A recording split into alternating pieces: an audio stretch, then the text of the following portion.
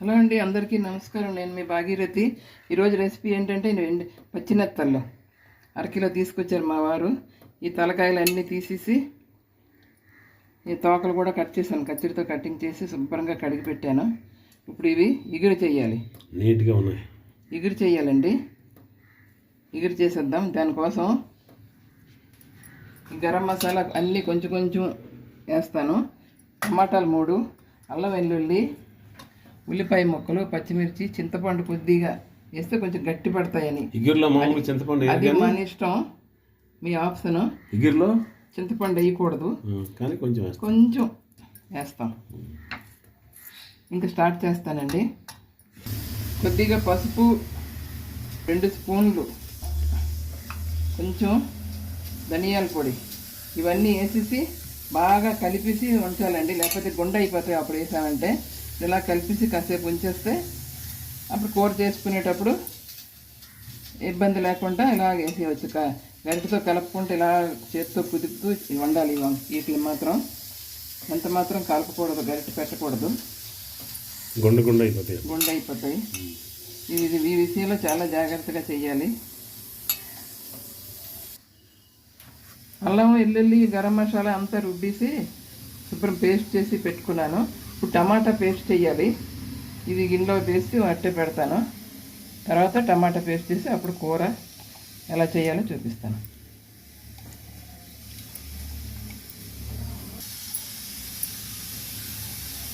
టమాటా రుబ్బేసి పెట్టుకున్నాను 3 టమాటాలు. ఇది అల్లం వెల్లుల్లి గరం మసాలా అంతా కలిపి పేస్ట్ చేసి పెట్టాను. ఇప్పుడు స్టవ్ అంటించుతున్నాను.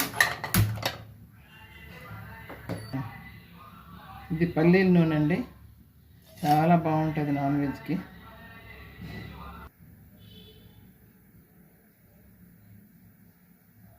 కొద్దిగా ఆవాలు,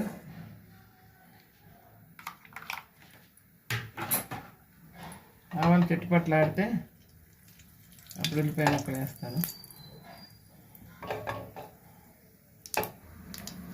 ఉల్లిపాయ ముక్కలు,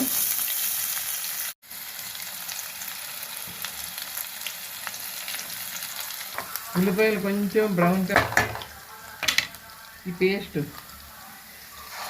మసాలా పేస్ట్,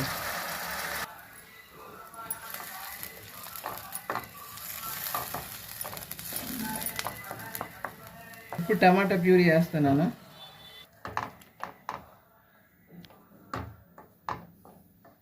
ఎక్కడ ఉందో అటకాలు ఉందో అటకెళ్ళి చూసేస్తాను. తీసి చూద్దాం ఎలా ఉందో. ఇంకా అవ్వాలండి, ఆయిల్ పైకి రావాలి. మసాలాను వదిలేసి ఆయిల్ బయటకు వస్తే అప్పుడే అయిపోయినట్టు, లేకుంటే పచ్చివాసన వేస్తుంది. ఇప్పుడు కొంచెం పసుపు, కొంచెం కారం, కొంచెం ధనియాల పొడి. నెత్తల్లో వేసాం కదా, ఇప్పుడు కూడా కొంచెం వేయాలి, సరిపోదు. గరం మసాలా అయితే అవసరం లేదు, అందులో రుబ్బిన దాంట్లో వేస్తాము.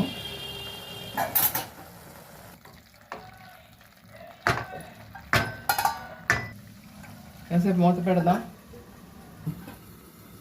మూత తీసి చూద్దామండి. ఇంకా ఆయిల్ కొంచెం సపరేట్ అవ్వాలి. చింతపండు పులుసు వేస్తున్నాను.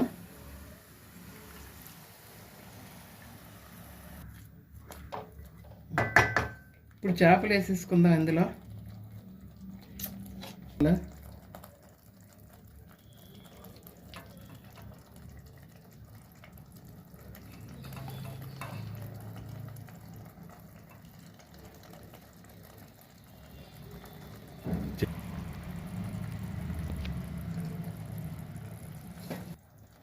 ఇప్పుడు కొద్దిగా వాటర్ వేసేస్తే అలా దగ్గరికి అయిపోద్ది.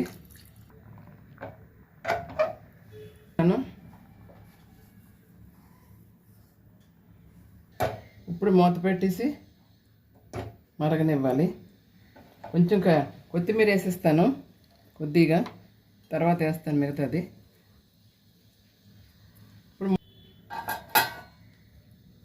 ఇప్పుడు మూత పెడుతున్నాను.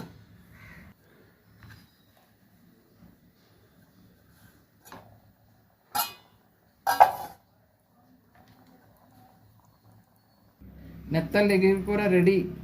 చూడండి ఎంత బాగుందో, చాలా బాగుంటుంది. చూసారా? మీరు కూడా ఇలాగ చేసుకొని ట్రై చేయండి.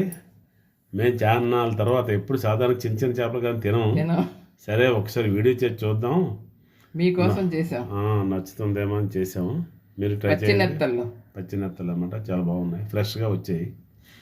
నచ్చితే లైక్ చేయండి, షేర్ చేయండి, సబ్స్క్రైబ్ కూడా చేయండి. Thank you. బాయ్. బాయ్.